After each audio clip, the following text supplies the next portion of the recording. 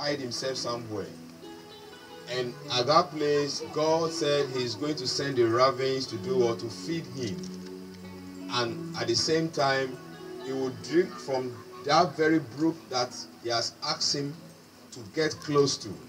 Because that brook is so fresh, full with water. The water was so safe and it was so beautiful.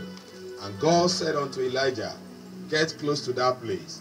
That is where you are going to live and enjoy everything that I, God, will be giving to you. You know, when you read the story of Elijah, God has always been with Elijah all the time. I love this story so much, and when God began to give me a revelation through this testimony of Elijah, I said, wow, this testimony will be very good for the church of God. He said, for there was enough food for him. The ravens, can you imagine a bird feeding a man? Giving man flesh, giving man food to eat. Wow. Then why are we so much worried and so much troubled? Have we forgotten about the God of Israel? The God who is able to do exceedingly abundantly than what we think or even ask for? The God who is able to meet you at any point where you are in life? The God who can make you a celebrity at any time of your life? This God who never lies, this God who changeth not, who has not allowed the house of Jacob to be consumed by the enemy. This God who has been so faithful to be with us at all times, does not allow the enemy to gnash us in their teeth. This God is so mighty and this God is so wonderful. It seems as if we have forgotten about this God because of the challenges of life. We have decided to say some other things. We have not given glory to him. We have not magnified him. We've not shared our testimonies to the whole world concerning who this God is. It looks as if you have forgotten what God just did for you yesterday. But the challenges of today is what you are carrying about and talking about. But listen to me. This same God was with Elijah. But there was a time in the life of Elijah, it looks as if this God has shifted himself away from him. The Bible says in verse 7 of that very scripture, it said, for the brooks dried up. I don't need any prophet to come and tell me what happened to Elijah at that particular place. I don't need any prophecy from any man to disclose to me what challenge Elijah went through at a particular time. But remember, this Elijah, God was with him. God has never denied him of anything. In the midst of terrible challenges, God has always been there to save his life. Yes. God has brought him out of the pit several times. God has disconnected him from his enemies many times. There are several arrows that have been shot towards his direction that God has blocked many of these arrows. God has diverted most of these satanic and demonic things that is contrary to his will for the life of Elijah. God has diverted several times. God was still with this man at every point of his life. Thank God Elijah never complained. Elijah never sat anywhere to cry and shed tears and begin to lament over his loss and lament over his challenges or his problems.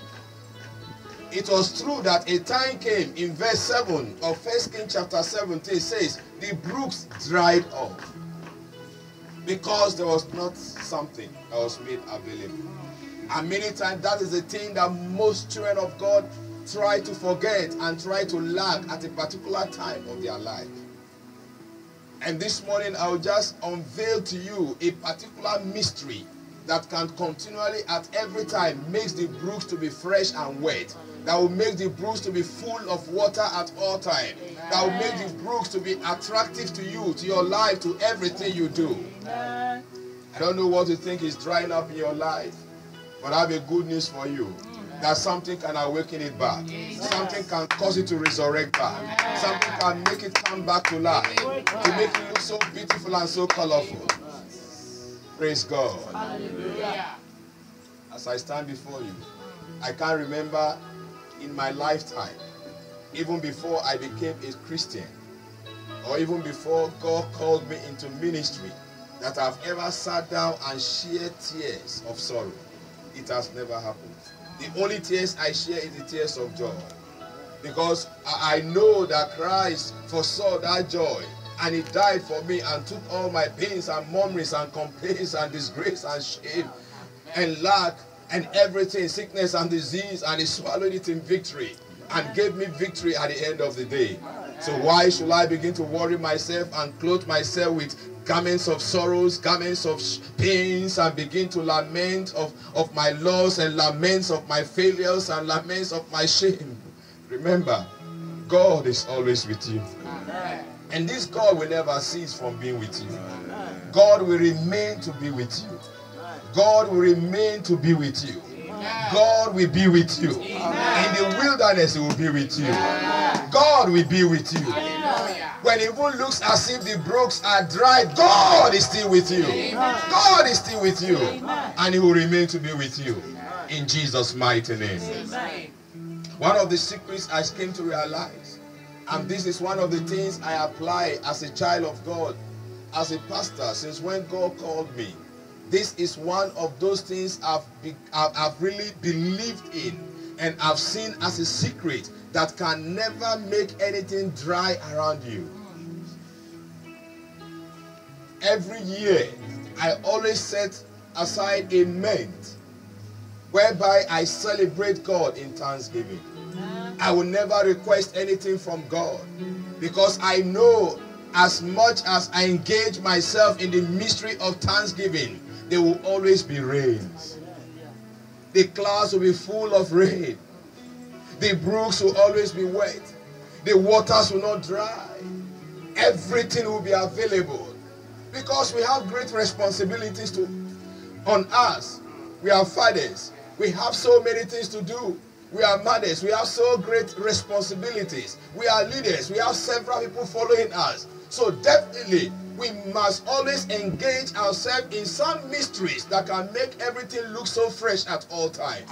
When we are broken down, so many will be broken down. So there is need for us to rise on our feet at all times and celebrating the secret of thanksgiving. If you can catch this secret today, you have everything.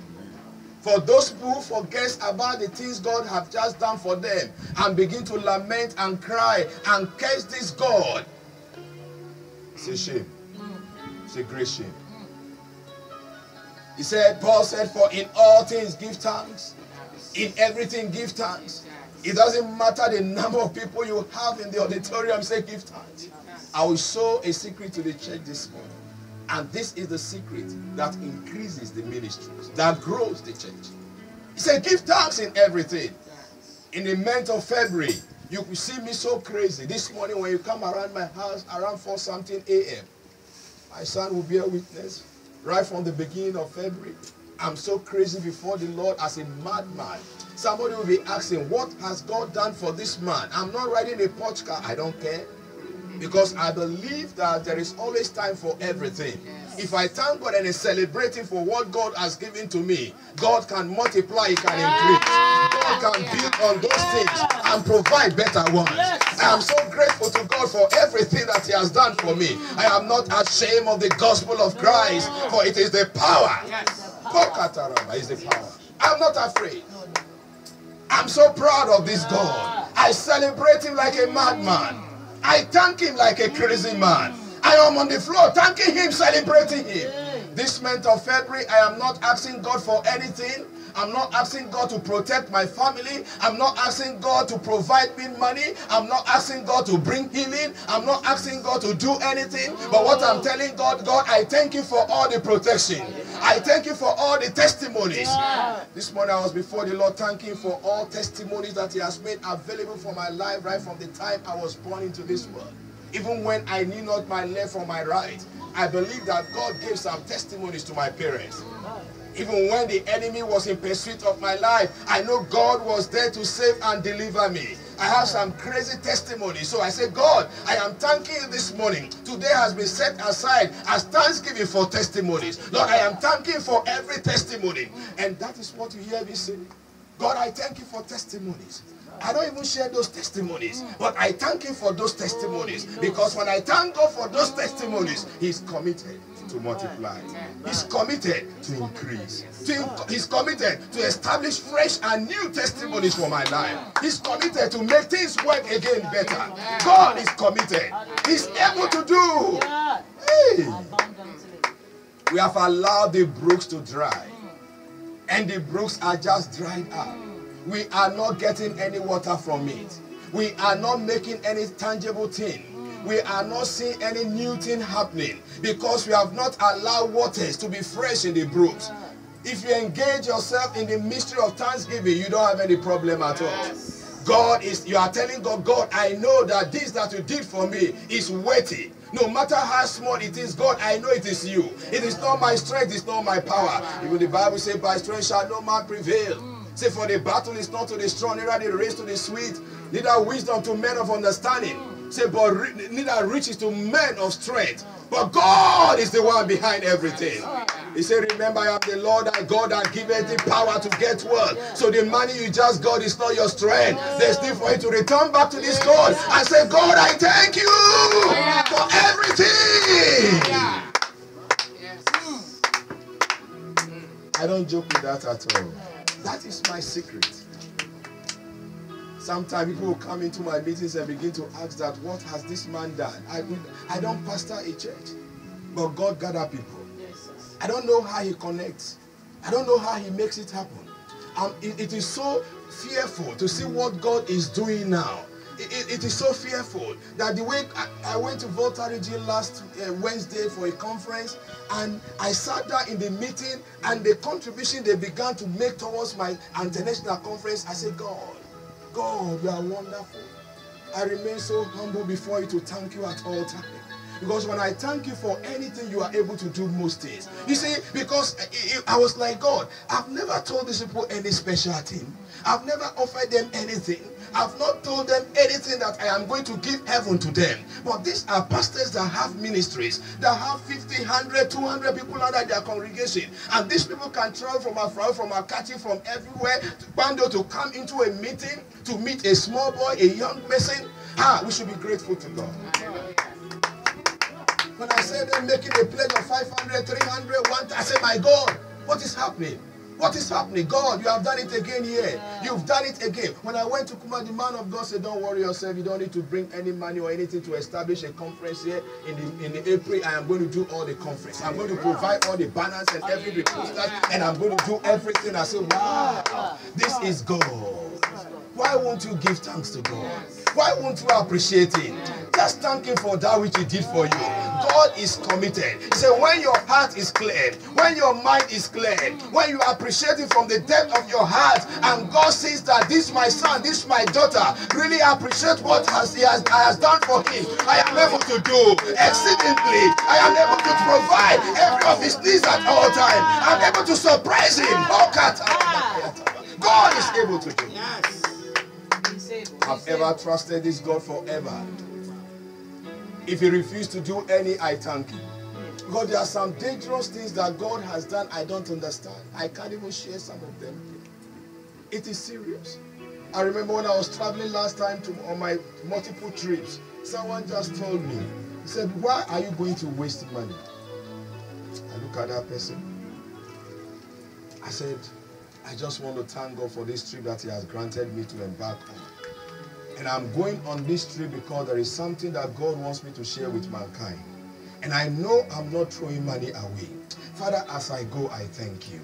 I believe that God, that you know my heart and my mind, you always make it well and good. I'm not surprised what God did in Kenya. I went to South Africa not to preach, not to take any offering from anybody, but I paid a lot of money to go there. I went there to sit down for 7 days for a white man to teach me some secrets, to add some wisdom to my wisdom, to add some knowledge to my knowledge. When I asked them, am I coming to pray? Say, no, you come and receive. I say, God, I thank you. I empty myself to receive.